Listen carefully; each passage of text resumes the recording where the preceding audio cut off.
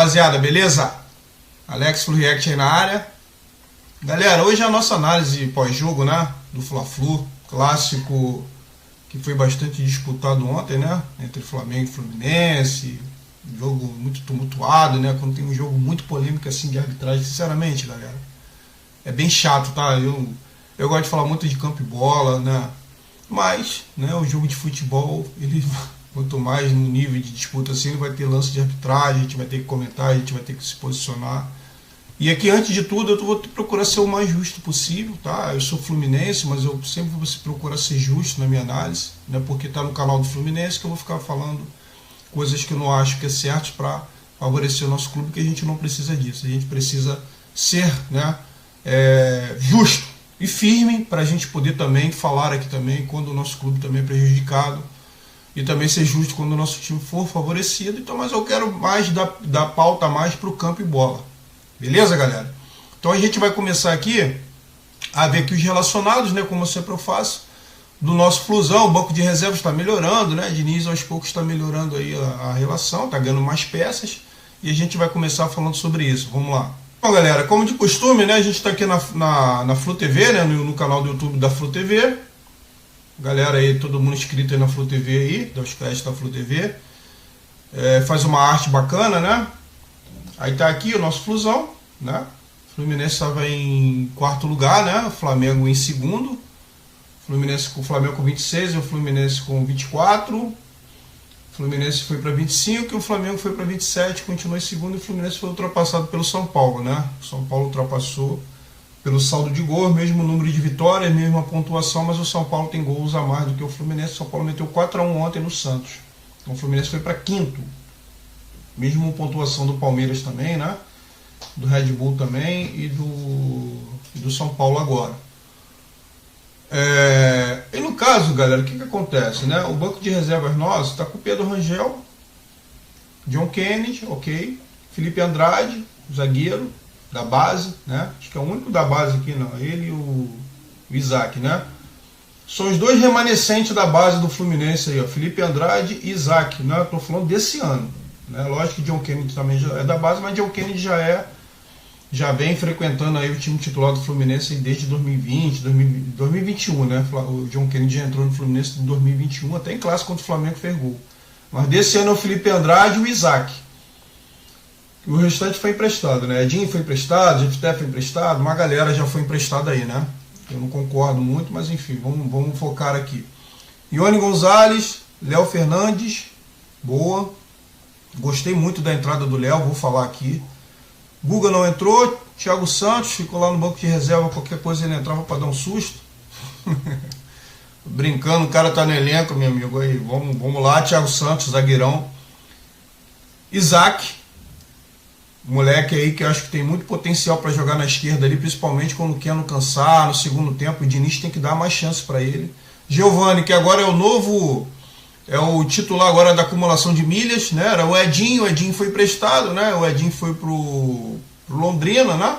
Se eu não me engano, Londrina? Acho que foi. O Edinho foi pro Londrina e aí o Giovani tá aí agora na função de acumular milhas, porque nunca joga, só viaja. David Braz, zagueirão. Danielzinho, que não entra. 2 partidas já o Diniz não botou Danielzinho. E o Lelê, que entrou bem também ontem também.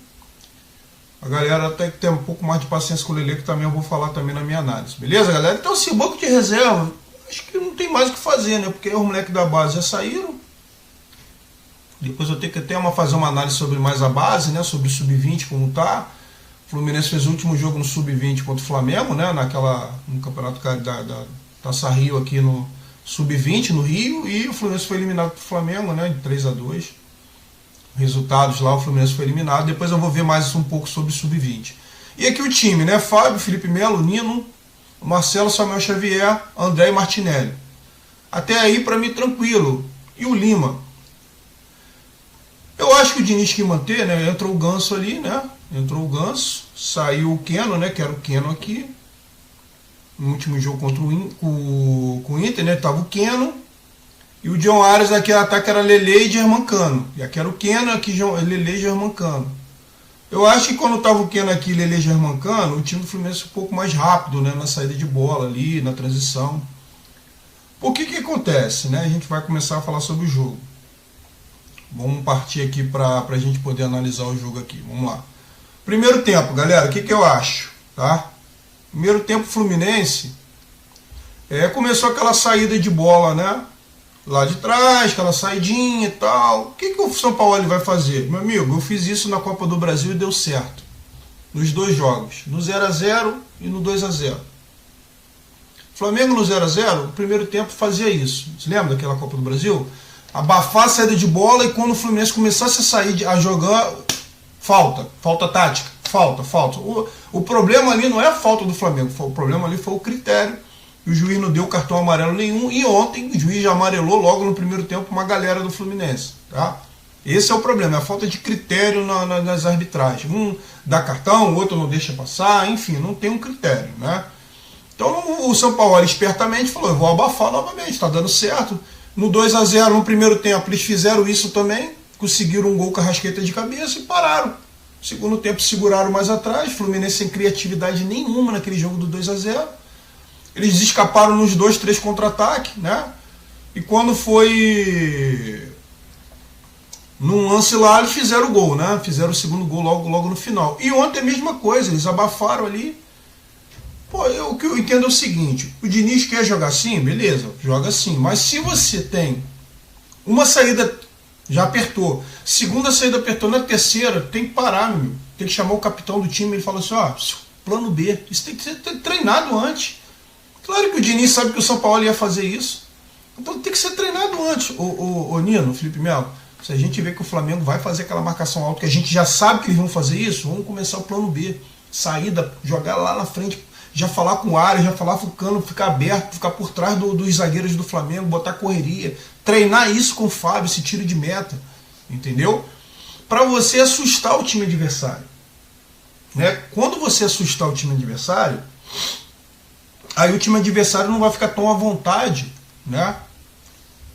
O time adversário não vai ficar tão à vontade de ficar fazendo linha alta e pressionando. Isso ficou até uns 30 minutos, 30 e poucos minutos do primeiro tempo, e o Flamengo ali não teve chutes perigosos, mas teve chutes.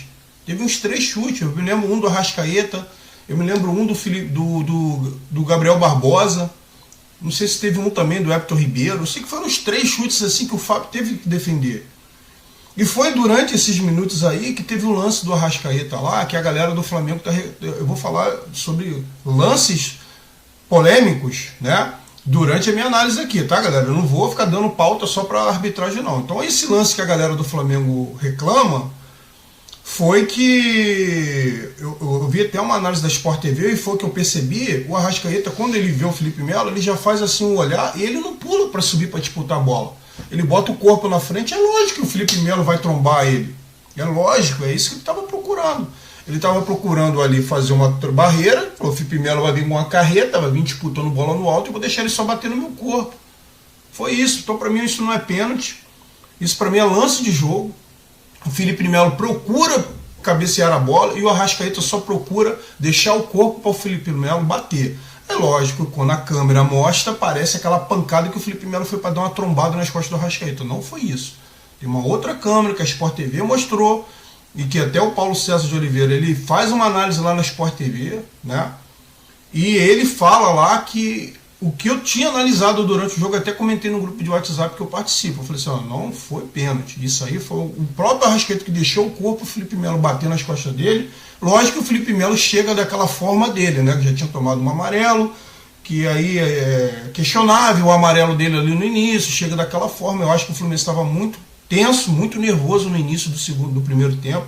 O próprio Felipe Melo errou alguns passes ali, né? Errou 2 passes ali que o Flamengo, se tivesse mais qualidade, ali, com mais calma também, o Flamengo poderia ter aberto o placar, né? Algumas saídas erradas. Teve uma saída de bola que o Fábio errou, que bateu na perna do Gabriel Barbosa e saiu. Se ele domina ali, poderia dar problema. Então, assim, até uns 30 e poucos minutos, o Flamengo sim teve uma pressão alta e foi superior no jogo. Não de muitas chances claras, mas foi superior. E esse lance do Arrascaeta, para mim, não foi pênalti. Tá? Já falei aqui, já dei minha opinião.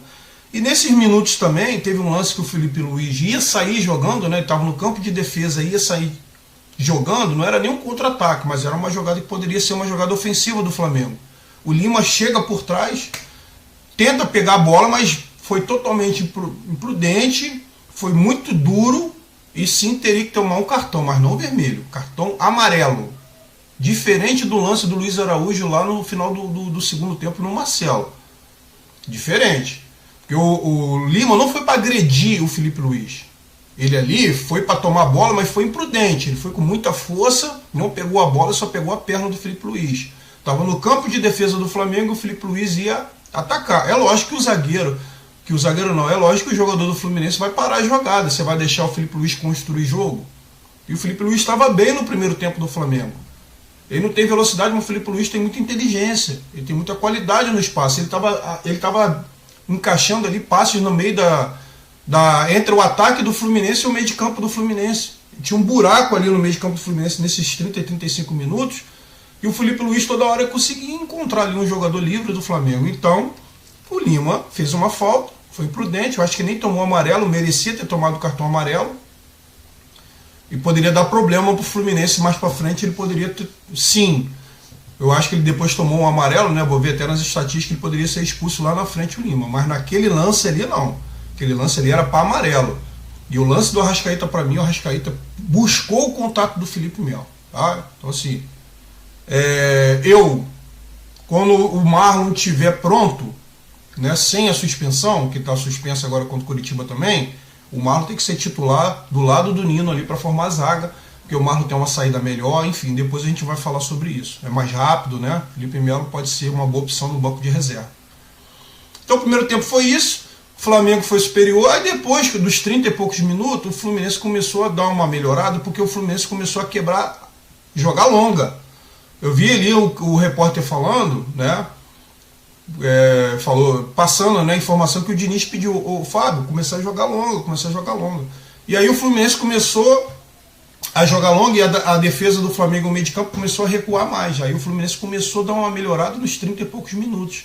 O Arias, né, na direita começou a ser mais acionado. Foi a nossa principal válvula de escape no primeiro tempo, foi o Arias. Foi o melhorzinho do primeiro tempo do Fluminense. Teve um lance do Fluminense, né, que o Ganso fez uma cavadinha. O Germancano livre cabeceou muito mal, né? O Cano cabeceou muito mal, um movimento totalmente errado. Ele e o goleiro do Flamengo, um gol escancarado, ele conseguiu cabecear para fora. E foi o único lance do Fluminense mais de perigo no primeiro tempo. O Arias tentava alguma coisa e tal, até o Ganso tentou dar um passe de calcanhar para o Martinelli, mas o Martinelli passou batido. O Fluminense no primeiro tempo, além desse erro de saída de bola, eu achei quando joga o Lima, o Martinelli e o André com um time que marca alto, o Fluminense, não dá certo. Por quê? Eles têm que construir lá de trás. Então eles são muito aglutinados ali, muito próximos. Tanto o Lima e o Martinelli, eles têm um futebol muito parecido assim. Então assim, fica muito recuado o Fluminense. O Fluminense não tem uma transição, não tem um contra-ataque, porque só tem o Arias e o Cano na frente. Então quando o Fluminense jogar com um time que marca alto, o Fluminense tem que botar um cara veloz na frente. Ah, o Keno não estava. O Lelê é mais rápido do que o Lima e do que o Martinelli. Diniz, se você ficar ali atrás querendo sair jogando, recuado ali, um time contra o Flamengo, contra o Bragantino, times que jogam com marcação lá em cima, que sabem fazer isso, tem que mudar o esquema, entendeu? Contra o São Paulo foi a mesma coisa, a gente ficou acuado ali contra o São Paulo, a gente não conseguiu fazer nada, o São Paulo marcando pressão. Então, quando for times assim que vê que a marcação está muito alta, antes já de escalar, já tem que botar um outro tipo de jogador. Não pode ficar com Lima, Martinelli e André, a gente fica recuado ali, entendeu? E eu vou falar sobre o segundo tempo, quando você substituiu, o Fluminense começou a jogar mais longo, o Fluminense dominou o segundo tempo. Só não foi eficiente, mas o Fluminense dominou o segundo tempo, beleza? Vamos dar uma olhada só na estatística aqui para a gente poder falar do segundo tempo. Ou vamos fazer o seguinte, falar logo do segundo tempo aqui. E aí a gente já faz uma análise estatística e bota os melhores momentos, tá? Segundo tempo, galera. Segundo tempo, o Fluminense fez isso que eu acabei de dizer. O Diniz entendeu ali, né? A partir dos 30 e poucos minutos do primeiro tempo, ele já viu que não ia dar certo aquela saidinha ali. E o time com Lima e Martinelli ali atrás ali. Não tinha como, não tinha saída. O Flamengo estava confortabilíssimo pro Flamengo. No segundo tempo, o Diniz fez uma substituição, tirou o Martinelli, botou o Lelê. O Lelê não fez nenhuma, não foi Pelé, mas ali ele jogou bem ontem. Taticamente jogou muito bem, né? Começou a dar trabalho e ter velocidade em contra-ataque para o Fluminense. Teve uns 2 lances que ele puxou contra-ataque, teve um que ele chutou, o goleiro do Flamengo, também um bom goleiro do Flamengo, defendeu, né? E tipo assim, depois ele puxou um outro contra-ataque, eu acho que ele tocou, né? Não sei se ele tocou pro Arias. Só sei que assim, a entrada do Lelê foi muito importante. Além da entrada do Lelê no lugar do Martinelli, que o Fluminense começou a ter essa jogada de velocidade, e incomodar a defesa do Flamengo, né? Porque a defesa do Flamengo falou, opa, se a gente avançar muito, tem um Lelê aqui, tem um Arias. O Flamengo começou a ficar preocupado. Desde o primeiro tempo, nos 30 e poucos minutos, o Flamengo já começou a segurar mais. E no segundo tempo, principalmente. O Flamengo não viu não controlou o jogo no segundo tempo. O Fluminense dominou totalmente. Quando o Flamengo tentava, o Fluminense estava muito ativo também na marcação, tomava a bola do Flamengo e ia no contra-ataque, com o Lelê, com o Arias, até o Cano. Né? Teve lances e o Fluminense estava diversificando. Por que o Fluminense consegue diversificar? Ô Diniz, o Fluminense pode diversificar saídas. É só observar o adversário. Quando o Flamengo recuou as linhas, como o Inter jogou com a gente com uma meia pressão, o Fluminense pode sair jogando ali de trás porque tem qualidade. Se o time adversário pressiona muita gente, plano B, transição, jogada longa nas costas do zagueiro, incomodar o zagueiro, faz 2, 3 vezes que eles vão recuar. Nenhum time é louco de ficar marcando alto lá na frente e dar o campo para o adversário. Então tem que ter essa diversificação. Depende também do adversário, depende do momento do jogo. Então o Diniz sentiu que no segundo tempo estava mais cômodo para o Fluminense, que o Flamengo ficou meio confuso. Marco alto, marco baixo.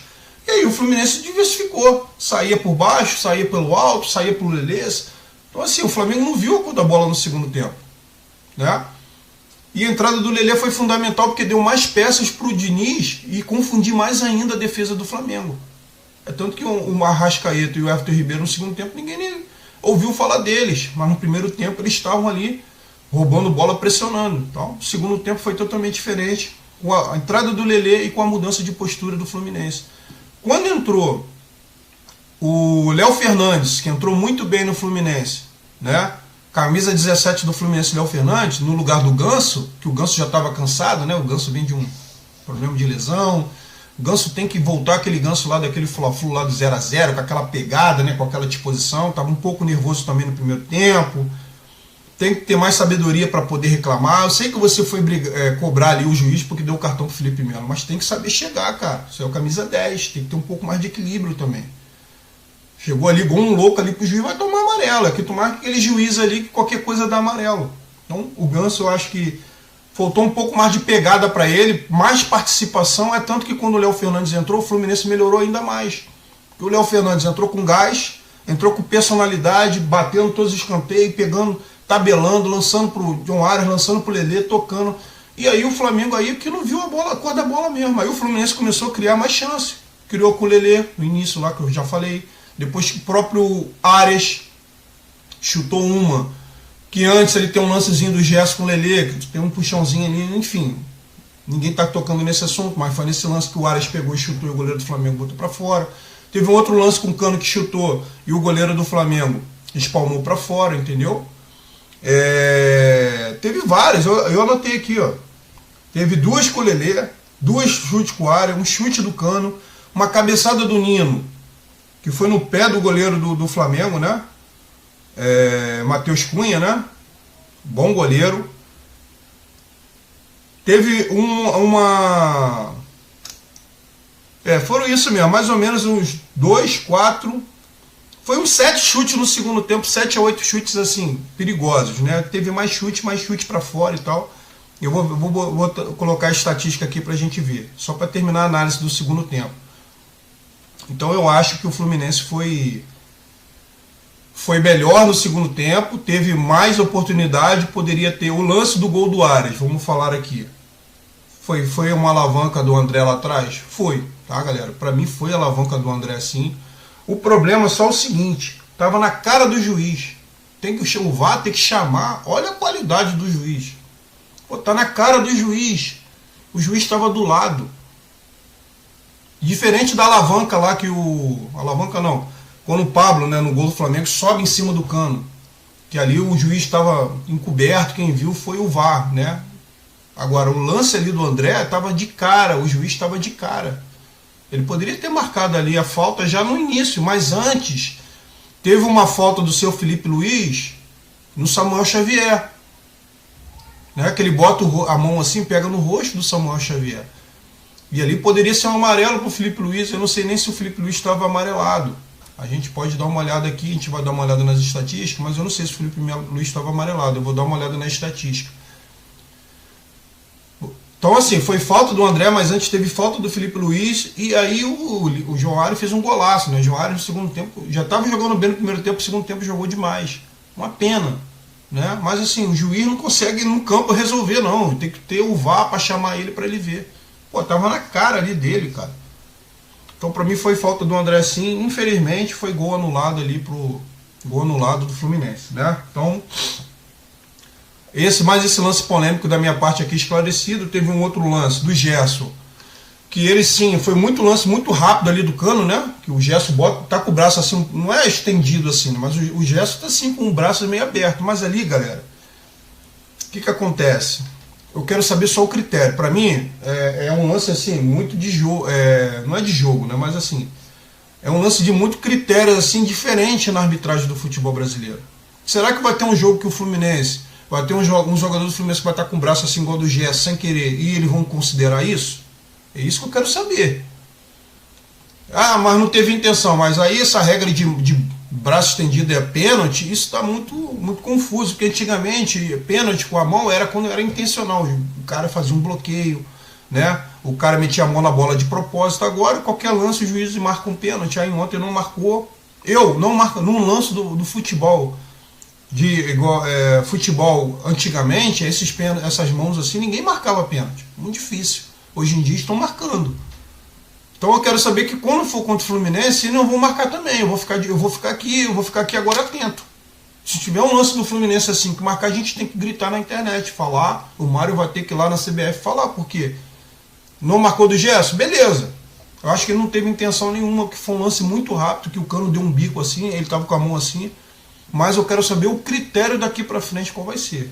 Essa é a minha análise sobre esse lance aí. E sobre o gol deles, né? Porque o Fluminense dominou, perdeu essas pressões todas. E o único chute do Gabriel Barbosa, do Flamengo, foi com o Gabriel Barbosa aos 42 minutos do segundo tempo. O Lima tirou para frente. O Pablo foi cabeceado, mas já tinha empurrado o Cano. É nítido o empurrão do Pablo em cima do Cano. Cabeceou, a bola sobrou para o Gabriel Barbosa, dominou no peito e fez um gol. Dizem que foi falha do Fábio, enfim, que o Fábio pulou um pouco atrasado, pode ser, mas eu acho que a bola quicou também, né, no gramado do Maracanã. Pode ser que o Fábio pulou atrasado um pouco, mas ia ser um gol bonito também deles. Mas assim, foi falta na origem ali da jogada, que o Pablo faz carga assim no Cano e empurra o Cano. Ali é falta. Aí o VAR chamou, porque o juiz também não viu. Se o VAR não chama mais uma vez, ia ser um gol ilegal, tanto para um lado quanto para o outro, tá? E o último lance polêmico ali que eu anotei foi o Luiz Araújo. Pô, ali o pessoal querer fazer uma comparação com o lance do Felipe Luiz, que eu já expliquei. Aí é querer mexer com a inteligência da gente, né? Porque ali o Lima entrou de forma imprudente, forma bruta, sim, mereceu amarelo. Não tomou, tá errado. Mas ali não, o Luiz Araújo, ele ficou nervoso e foi para agredir o Marcelo. Ele ficou nervoso que tomou a caneta do Marcelo e foi com tudo, meu amigo. Poderia ter causado uma lesão ali no Marcelo. Merecia ser expulso.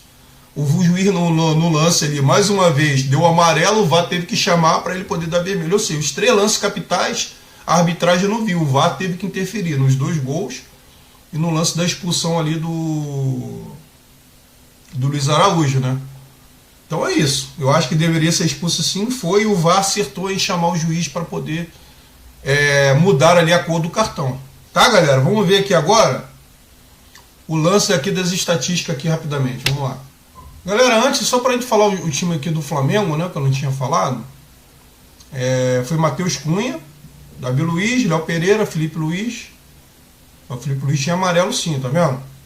No lance ali do Samuel Xavier também podia tomar o segundo amarelo. Então ele tinha amarelo sim. O Wesley, Thiago Maia, assim como o Lima, tá? Para ser justo. Assim como o Felipe Luiz poderia tomar amarelo naquele gol lá anulado do Fluminense, o Lima também merecia ter sido expulso no decorrer, porque aquela falta que ele fez em cima do Felipe Luiz era para ser do amarelo, e depois ia tomar o segundo amarelo e ia ser expulso.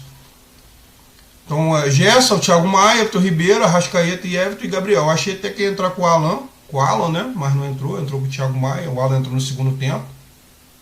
Entrou Luiz Araújo, Vitor Hugo, que é o volante. O zagueiro Pablo e esse André aqui. Não sei nem quem é esse rapaz aqui, cara. Eu vi o Gugu disse que esse cara que tava lá na arquibancada, né? E o São Paulo falou: ô, você sabe jogar bola? Entra aí. Eu não conheço esse menino aqui não, tá? Quando falou André, eu até me confundi. Falei, André do Fluminense, mas eu não conheço esse André aqui não. Os demais a gente conhece, né? Santos, Varela, Rodrigo Caio, Rossi, Matheus Gonçalves da base do Flamengo, Matheus França e Hugo Jesus também eu conheço, que é da base também. Só o André que eu não conhecia. Fluminense eu já falei, né? Os relacionados. Então esse aí é do Flamengo. Aí a gente agora vai para as estatísticas. Esses chutes aqui do Fluminense foi principalmente no segundo tempo, tá, galera? Foi isso que eu falei. Uns 7 chutes ao gol no segundo tempo. Porque no primeiro tempo só teve um chute a gol que o goleiro deles pegou. Acho que foi no susto ali, no chute ali do Fluminense, mas sem muito perigo. E os chutes a gol foi tudo no segundo tempo do Fluminense. E o Flamengo foi no primeiro tempo, esses 3 chutes aqui a gol. Porque o lance do Gabigol foi anulado, então não vale. Esse chute do Flamengo aqui foi tudo no primeiro tempo. Foi os 3 chutes que eu falei. No todo foi 8, mais 3 ao gol. Amarelos, Fluminense 7, Flamengo 5. Mas o Fluminense tomou muito amarelo no primeiro tempo. Né? O Fluminense tomou muito amarelo no primeiro tempo. Ó, os amarelos do Fluminense. Felipe Melo, Marcelo, Ganso, Lima e Cano. E ainda teve o goleiro ainda, Pedro Rangel, que reclamou no banco, e John Kenny entrou e fez uma falta para tomar cartão amarelo. Né? Eu acho que o Fluminense melhorou muito no segundo tempo. Já falei do Léo Fernandes, né, galera? O Léo Fernandes, para mim, a gente vai ter que falar sobre isso. Quem é que vai sair pro Léo Fernandes entrar? Né? E aí vai ter André, Ganso, Léo Fernandes, João Arias e Keno e Cano. Será? Será que o Diniz vai botar um time ofensivo assim? Depois a gente vai conversar sobre isso. Então assim, no todo o Fluminense foi melhor, galera, entendeu? No todo o Fluminense foi melhor. A gente está em 5º lugar agora, aqui, ó, com 25 pontos. O São Paulo tem um gol a mais do que a gente, mesmo número de vitórias, mas um gol a mais nos saldos, né? O Grêmio sem jogar ainda continua em 3º. Uma boa rodada para o Grêmio, uma boa rodada para o Botafogo, né? Só não foi boa para o Fluminense, nem para o Flamengo, nem para o Palmeiras e nem para o Bragantino, né? O Atlético Paranaense também foi boa. O Atlético Paranaense ganhou, né, o Bahia por 2-0. Então tá aí, galera, a nossa análise, tá? E aí eu quero que vocês deixem um like aí, comente, fale o que vocês acharam da análise aí, do jogo de ontem, beleza? Se inscreva aqui no canal, dá uma moral aqui no canal do Alex Flu React. A gente sempre faz pós-jogo, a gente faz react, a gente passa react de notícias do Fluminense, react de zoeira quando tem também, contra o rival. Faz uma análise de alguns futebols pela Europa, da MLS.